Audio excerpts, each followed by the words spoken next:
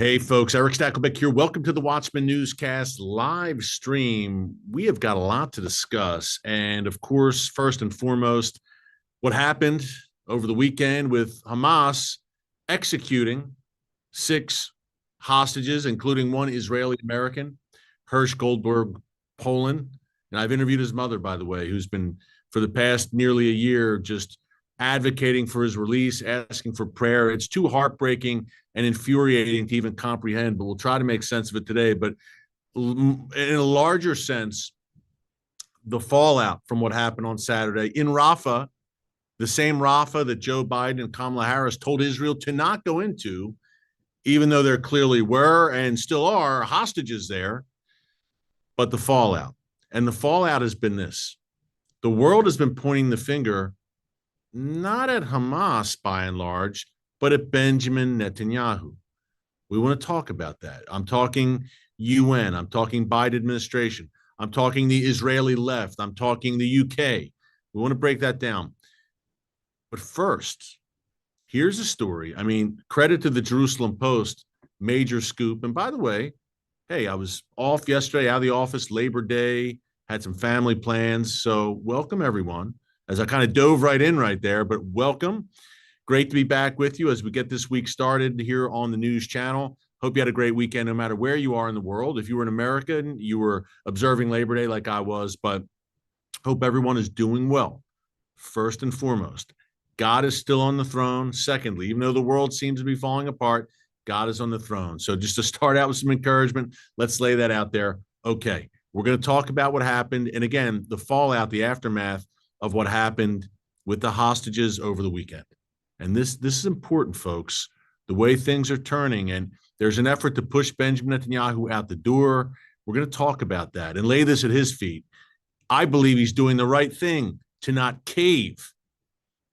You can act on raw emotion, or you can act wisely and prudently. And I believe Netanyahu is doing the latter right now. He's sticking to his guns, and I think he needs to, over agreeing to a ceasefire deal that would keep Israel vulnerable and allow Hamas to reconstitute and re-energize. Again, we'll talk about that in a minute.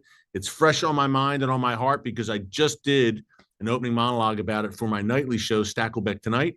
You can watch that tonight on TBN, 7:30 p.m. Eastern Time, re-air at 10:30 p.m. Eastern Time. Again, TBN every weeknight, Monday through Friday. It's Stakelbeck Tonight.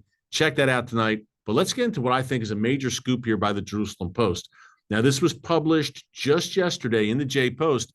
And folks, this astounds me because it really didn't get any attention. I didn't see any other media outlet pick this up.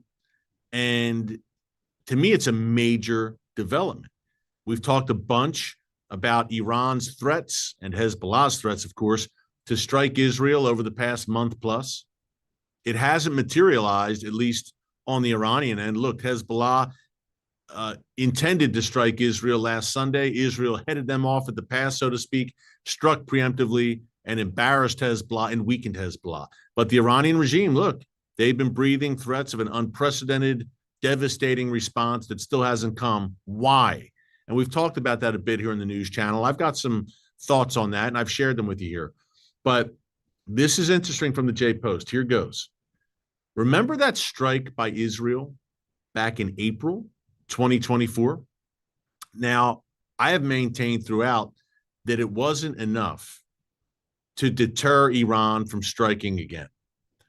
We wouldn't even be, look, April 13th, Israel is bombarded by 300 plus projectiles fired for the first time from Iranian soil. You know the story by now. We've talked about it a bunch here in the channel. Over 99% of those incoming Iranian missiles and drones intercepted in a miraculous display of missile defense. And I do mean miraculous.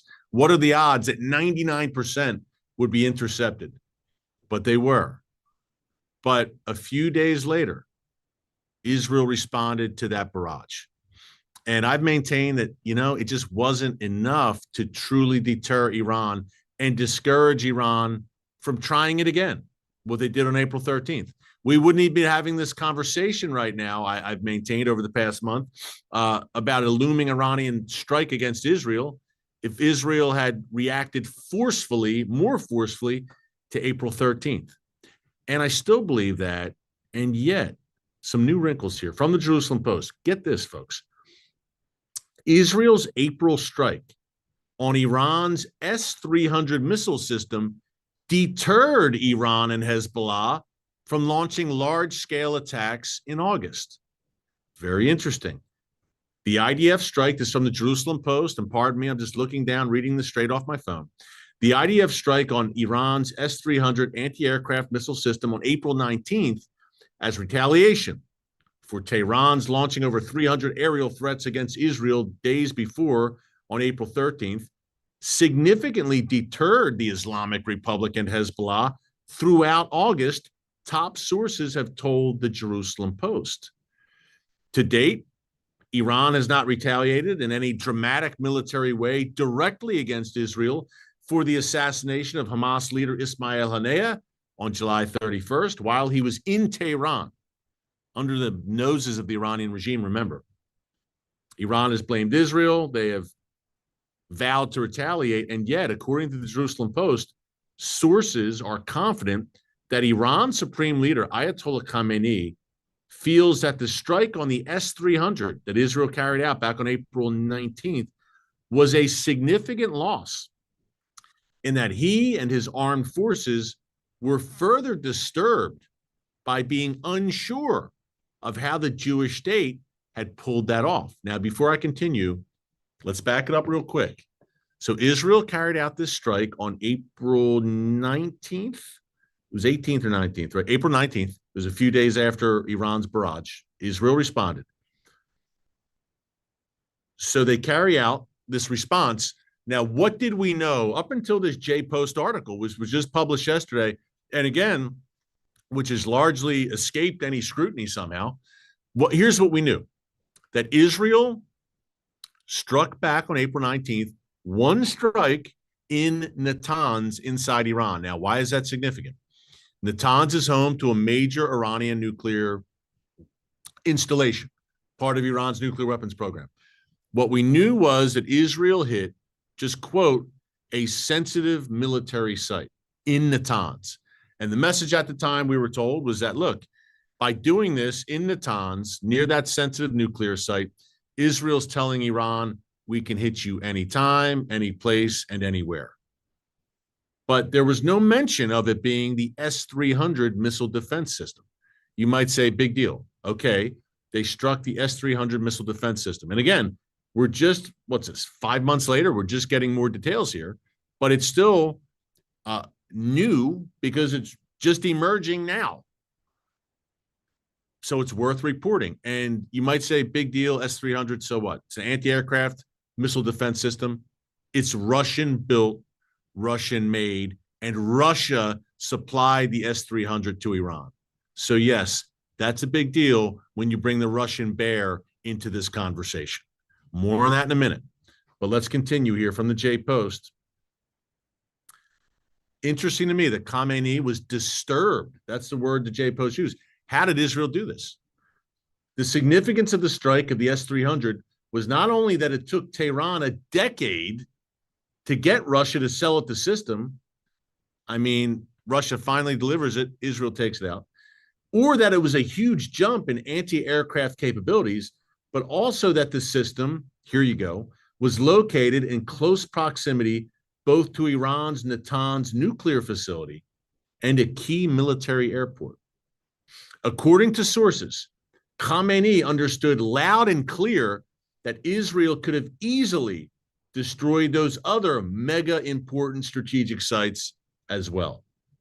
Okay, we knew that, and that was the whole rationale for Israel behind striking in Natanz.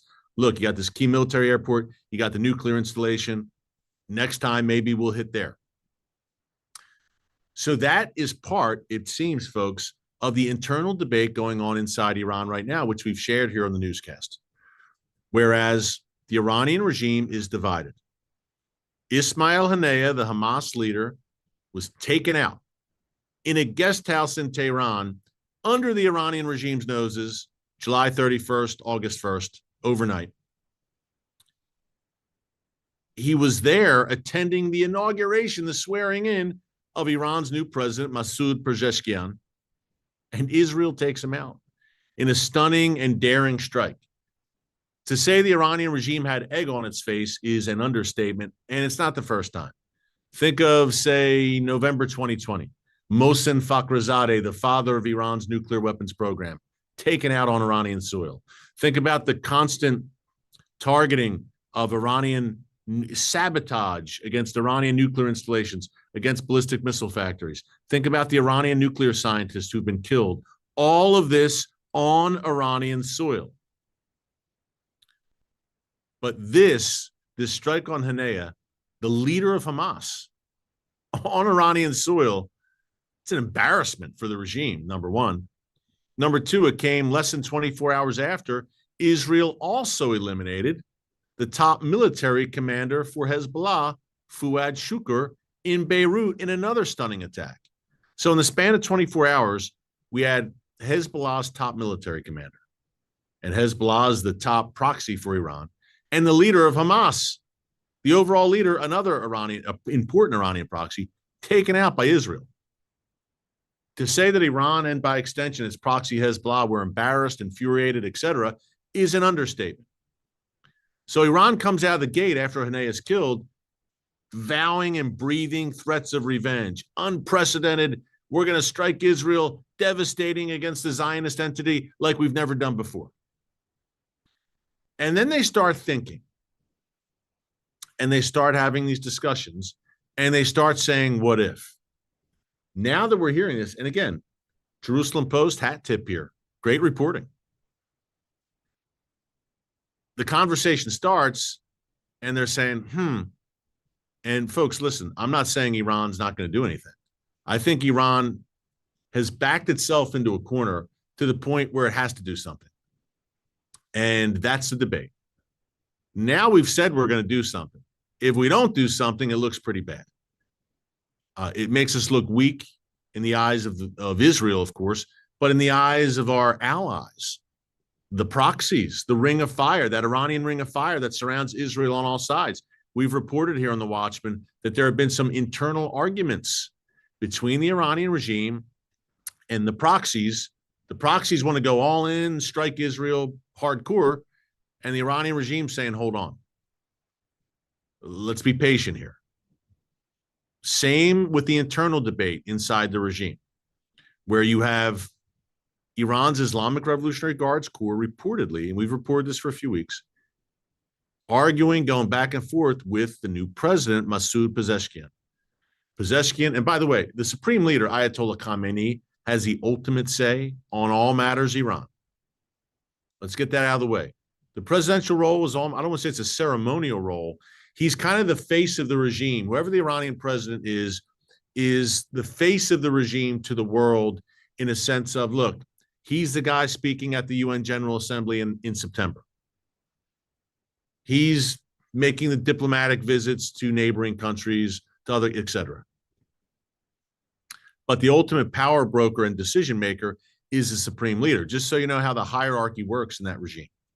The president is not the ultimate decision maker. He's an important figure in the regime, but the supreme leader he's a supreme leader, exactly what his name says, the end all be all at the end of the day. And the Islamic Revolutionary Guards Corps, the IRGC, I compare them to the SS, the elite vanguard of the Iranian regime, but even more powerful than the SS in that they just help to control the Iranian economy, the Iranian nuclear program, which is the crown jewel of the regime. They answer directly to Khamenei, no one else. So if there's a bit of a power struggle over how to strike Israel right now, this is all very interesting. Khamenei weighing in, and he's troubled. And folks, we've been saying this. Look, if you're Iran, April 13th was a dud. You fire over 300 projectiles, missiles, drones. 99% of them are intercepted. It's a dud. But you're still emboldened because Israel didn't unleash hell in return. But what Israel did do was strike that S-300 anti-aircraft missile system. And that's big.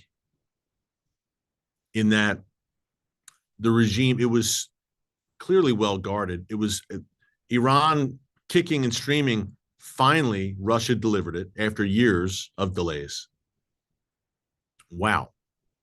But not only that, Iran saying, okay, we had a dud on April 13th. Here's our options. Now we've gone out on a limb and we let raw emotion take over and we said, we're going to strike Israel. But then we're kind of reconsidering, because what if you can't just fire 300 projectiles again. It's not enough. And then 99% get intercepted again, and it's another dud, another egg on your face. So this time, and there's been discussions over the past month plus, this time they're going to launch 1,500 missiles and drones. Okay. Two options here. This time, because of the sheer volume of the incoming fire, perhaps some get through and cause damage. And perhaps they don't. And there's a 99% interception rate again. And it's a massive embarrassment, even to a greater degree. But suppose they do get through. And this time, it's not just one pinpoint kind of send a message strike by Israel. Israel responds by unleashing hell. Our good friend Yair Pinto, TBN Israel correspondent, he's got a great channel here on YouTube at TBN Israel. Yair was on my show Stakelbeck Tonight a few weeks ago, and he said, Eric, here's what I'm hearing. The moment Iran presses launches one drone or missile in Israel's direction from Iranian soil, our fighter jets are in the air and we're striking Iran hard and sensitive Iranian installations. I'm not talking the nuclear program, but I am talking fuel, economic targets that could cripple the Iranian economy. And folks, if the Iranian economy is crippled, there could be unrest and upheaval among the people of Iran. And that puts the Iranian regime in jeopardy. And they know all this. And I think the calculus is it worth it? Say the strike this time is successful. And look, the Revolutionary Guards Corps is apparently saying, hey, we want to hit like Haifa and Tel Aviv. And Pezeshkian is saying, the president, no. Our MO as the regime used to be, we strike Israeli and Jewish targets in, say, Europe or South America, elsewhere, Asia. Let's do that as our response to Haneya's death. So that struggle is going on. But Pezeshkian saying, you want to hit Israel directly and say it's successful. Say some of these missiles, rockets get through and you hit Tel Aviv, Haifa, you kill civilians, God forbid. Israel is going to unleash hell in return to the point where it could topple our regime. Khamenei saying they hit the S-300. How did they do that? Israel's got amazing intelligence on the ground in Iran and in the north, in Lebanon and Syria. Let's go back to that J Post article. After weeks of saber rattling, again, just reading this straight off my phone. Welcome if you're joining us just now.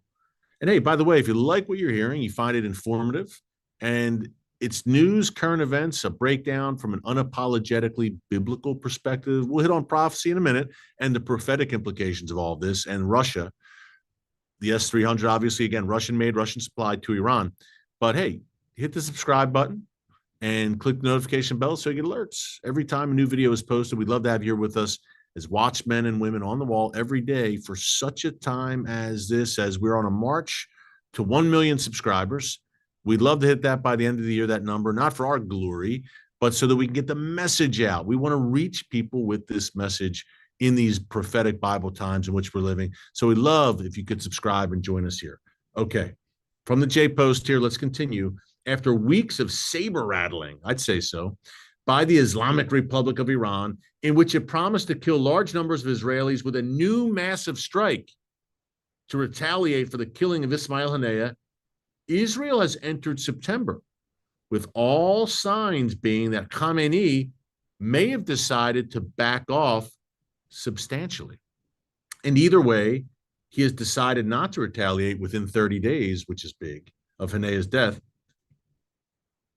Now, Hezbollah did intend to attack, but obviously, last Sunday, Israel had something to say about that and struck preemptively and took out, let's see, thousands of launch sites, rocket launching barrel sites, hundreds of sites overall, Hezbollah targets. And the fear, but Hezbollah initially planned, according to this J-Post piece, perhaps 6,000 to 8,000 rockets per day, launching missiles precision guided at Tel Aviv, central Israel, Haifa. But instead, they changed their mind. And again, the J-Post sources said that this change in plan by Hezbollah was thanks to fears of what Israel had done to Iran in April, taking out the S-300. And it gave Israel a huge advantage tactically. Here's the kicker, the last thing I'll read from this piece. And again, I can't believe this piece hasn't been picked up and made more waves. The combined might of Israel's offense and defense in April versus Iran and its preemptive strike on Hezbollah. Look, the defense, 99% intercepted. The offense hitting that S-300 system in Natanz. That, combined with Israel's preemptive strike last Sunday on Hezbollah on August 25th, according to sources, have likely ended or significantly pushed off the Jewish state's enemies' intentions of turning August into a nightmare for Jerusalem. Today's September 3rd. We're out of August. So what the J-Post, in a nutshell, is saying is this. Iran and Hezbollah are deterred. Now, this is interesting because, again, the Israeli response to the Iranian barrage on April 19th, when they struck a site in Natanz, we didn't have any information. We knew they struck a, quote, sensitive Iranian military site in Iran. No one was talking S-300. So this is big. Details just emerging now. And that is a deterrent to the Iranian regime. And certainly last Sunday, Hezbollah took some major lumps. So all of a sudden, we have Israel feeling pretty good about itself in terms of its battle with the Iranian axis, with that Iranian ring of fire. Now, I would caution this, folks, and we got to keep this in prayer, and prayer works, that the Iranian regime, I believe, still has to do something. God forbid, I know, but after all that boasting and very loud boasting and sending warnings to Israel through diplomatic back channels, we're going to hit you, all this stuff, they're going to have to do something. Will it be a direct barrage against Israel? I just don't know. But I would caution everyone, I don't need to tell Israel this, they know. No one can rest on their laurels here. And Iran, look, hey, the Persians, the ancient Iranians, it was known as Persia. It's a Bible land, by the way. Esther, Mordecai, Cyrus, Darius. That's modern day Iran. It was ancient Persia. The game of chess, I know some people say, no, it was India. I think most believe the game of chess was invented in ancient Persia. So they are master chess players, and they're strategic and they're patient. But you would say, on one hand, their threats of revenge lose a little bit of the luster the longer there's a delay. But secondly, look, there's a benefit for them of head games, of psychological warfare against Israel, no doubt. So very informative article from the Jerusalem Post I wanted to share with you. I thought it was so important. I was going to lead with the hostages today, but I want to lead with this.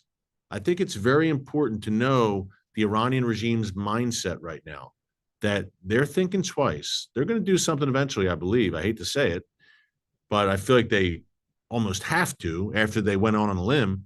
But are they deterred? And what do you think? Do you think they're deterred now? Now, by deterrence, I don't mean they're not going to attack at all, but deterred in terms of perhaps initially they're saying we're going to launch 1,500 missiles and drones, to now they're saying, you know what? Wow, if we do that, they took out the S-300 missile defense system in April. Maybe this time, who knows what they'll take out? Maybe our entire regime's in jeopardy. So what do you think of that? Secondly, what do you think of this? This was, and here's the prophetic kicker, Russian-made. The S-300 system, again, Russian-made, Russian supplied. Now, it took forever for this to arrive in Iran, but it shows you that Russia is, again, and they were talking about this, Iran and Russia, well before Russia invaded Ukraine, and relations with Israel, or between Israel and Russia, really soured then. But Russia had been talking about this for years with Iran. Yeah, we're going to give you S-300.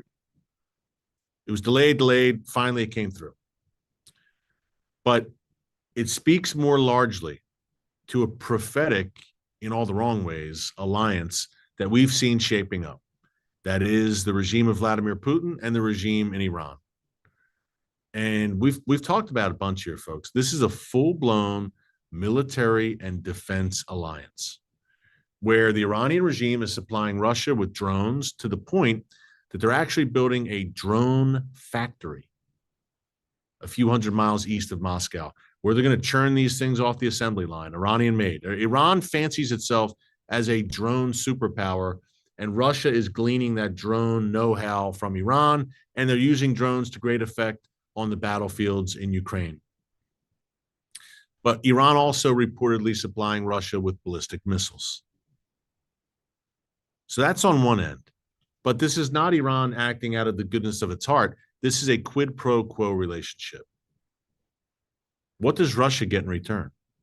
Or what does Russia, give in return? S-300, part of the package?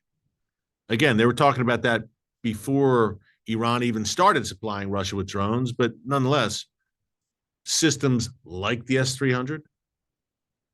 Again, Iran saying, okay, we've stood, and they've also stood, has the Iranian regime, with Russia in the diplomatic sphere at the UN and elsewhere. They've stood doggedly by Vladimir Putin's side as the world has turned after the Ukraine invasion. What does Iran get in return? I've argued that Iran has been pushing Russia for years in Syria, because remember, still thousands of Russian troops in Syria, as Israel strikes Russia's allies, and they are indeed Russia's allies, Iran, Hezbollah, the Assad regime in Syria, right under Russian troops' noses. You got to think that Iran is pushing Russia to do something. Why are you letting Israel do this? It's an embarrassment. But make no mistake about it, this is a increasingly deep relationship. What does this mean for Israel, and what does it mean prophetically? You got to think that Russia is not happy that Israel struck the S-300. Even though they gave it to Iran, still, it was made in Russia. Russia was very proud of this system. Now Israel went and destroyed it. Number two, if Russia is so closely aligned with the Iranian axis, there's no way Israel can have even cordial relations with Vladimir Putin. The Russian regime is openly and proudly and unapologetically and closely aligned with Israel's greatest enemy in the world, a nation, a regime that is sworn to Israel's destruction. That's who Russia, Vladimir Putin, that's who they've chosen to align themselves with, the Iranian regime. Not to mention also North Korea and communist China. These are Vlad's friends. Iran, North Korea, China, I'd argue, arguably the world's three worst persecutors of Christianity. And this is who he chooses to cast his lot with, which makes sense because we're hearing persistent reports that when Russian forces go into certain towns in Ukraine and even inside Russia, they're shutting down evangelical churches. If you're not Russian Orthodox, sorry, no place for you here. If you're Bible-believing evangelical Christian, sorry, you're out. So I digress, but the Israel-Russia relationship will not be rebuilt as long as Russia is full-on embracing Iran. What does that mean prophetically? You've heard of the war of Gog and Magog laid out in the book of Ezekiel, chapters 38 and 39. We've talked about it a bunch. It's eerie to see the chess pieces moving. Russia, Iran, and Turkey have never been closer. Traditionally, historically, over the centuries, these three nations have been at loggerheads. They've been at each other's throats. Now Russia, Turkey, and Iran are cleaving closer together. And the prophet Ezekiel lays out a day where a hook will be put in that Russian leader's jaws. And he, along with this, what Ezekiel calls a latter days confederation, will come against Israel. They won't get very far. They meet their demise on the mountains of Israel. But you see it shaping up and playing out right now and lining up. It's pretty clear. Wow. So more to come on this. I want to see if anyone else picks up on this well, I think, I don't know, call me crazy, kind of a big deal that the Iranian regime is reportedly saying, hey, part of their calculation in striking back at Israel is, oh man, they took out the S-300 back in April. What would they do this time? Very interesting. And when we talk about Israel reestablishing deterrence there, what about Gaza? Look, we talked at the top, right? 6 hostages, including an Israeli American, Hersh Goldberg, Poland, murdered in cold blood, shot at close range as Israeli soldiers closed in to free them. Hamas cowards shot them at close range in the back of the head and fled, rather than have them rescued and taken alive by the IDF. Now, folks, I ask you, is there any rational, reasonable way to have a credible, quote, ceasefire or peace agreement with such a demonic horde of cold-blooded murderers? The world is howling that Israel, including some segments inside Israel, we had hundreds of thousands marching in Tel Aviv over the weekend once again. And it's really deeper. It's more a hatred of Netanyahu. It's similar to Trump derangement syndrome here in the United States. It's Bibi derangement syndrome among some in the Israeli left. But their message and the message of the Biden administration, and Joe Biden, by the way, said Bibi is not doing enough in the ceasefire talks. So putting the onus and the pressure on Israel instead of the Hamas murderers who caused this entire war and who just butchered 6 hostages in cold blood. What the world is howling for Israel to do is to give up the Philadelphia corridor. That is the border between Gaza and Egypt. It is the transit point for Hamas weapons. Now, Israel's whole goal is to destroy Hamas and not pacify, that's the wrong word, disarm Hamas so that it never can cause any sort of significant threat to Israel ever again, including, of course, more October 7th style attacks. If you shut down the Philadelphia corridor and Israel controls that, common sense, it's going to be a lot harder for Hamas to smuggle weapons back into Gaza and rearm. But we live in times where common sense is not so common. And there are those who are yelling for a ceasefire, apparently at any cost. Just give them what we want so we can get the hostages back. Folks, my heart grieves for the hostages. We all want the hostages back, especially the people of Israel. But I think Israel needs to be wise in its dealings here. And I think Bibi has been. He's saying, look, I can't give up the Philadelphia corridor and risk Hamas regrouping and rearming. It grieves him to his soul that there's still hostages held, including 5 Americans, by the way, in Gaza, in the demonic clutches of Hamas. Everyone's grieved. It's horrific. It's hell. But he's also got to think of Israel's future security as well. I'll say all that to say Bibi has the toughest job in the world, I believe, and relentless pressure. But he's being wise here to not just act on raw emotion, there's that term again, and saying, wait a minute, okay, we have to think a few steps ahead here. What happens if we agree to a ceasefire that is not good overall for Israel? It jeopardizes us. Maybe not tomorrow or next month, but 2 years, 3 years from now? Do we have a new and improved Hamas, which is lethal once again and able to mount more October 7th style attacks? So he's weighing all of this, yet Biden and the Israeli left are trashing him. And the UK has now frozen some arms shipments to Israel, the UK. The day after the hostages are killed, the UK announces this. With friends like these, huh?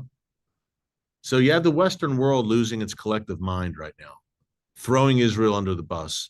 Bibi's got relentless pressure on him, folks. I'd ask you to pray for him, to pray for Israel's leaders, to have spines of steel and the wisdom of Solomon before Solomon went off the rails in his later days. But wisdom, strength, boldness, courage, discernment, clarity. This is on the prayer list for Israel's leaders right now.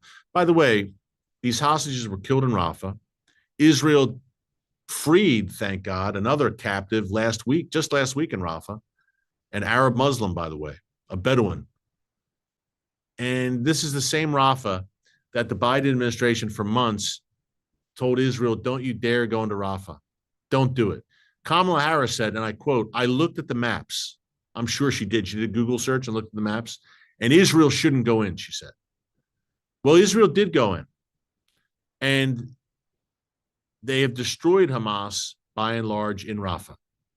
And they also discovered, wouldn't you know, hostages in Rafah. What if Israel had not gone into Rafah? Hamas would be much stronger today, and there'd be perhaps more hostages killed. We could go on. But that just completely, to me, shows you the lack of credibility that Biden-Harris has when it comes to this. We live in upside-down times, folks, in case you haven't noticed. Times described very accurately by the prophet Isaiah, where good is called evil and evil is called good. Bible times. So keep it right here. We're coming to you every time we can with new updates and a lot to pray about. We laid it out for you today. God is in control. So take heart, be encouraged. Until tomorrow, thanks much for joining us. God bless you. And remember, never hold your peace. Hey everyone, thanks for checking out the Watchman Newscast. Make sure you hit the subscribe button so you never miss an upload, and tap the bell icon so you're notified every time a new video is posted. And don't forget to share your thoughts, insights, and comments below. Thanks for watching. We'll see you back here tomorrow.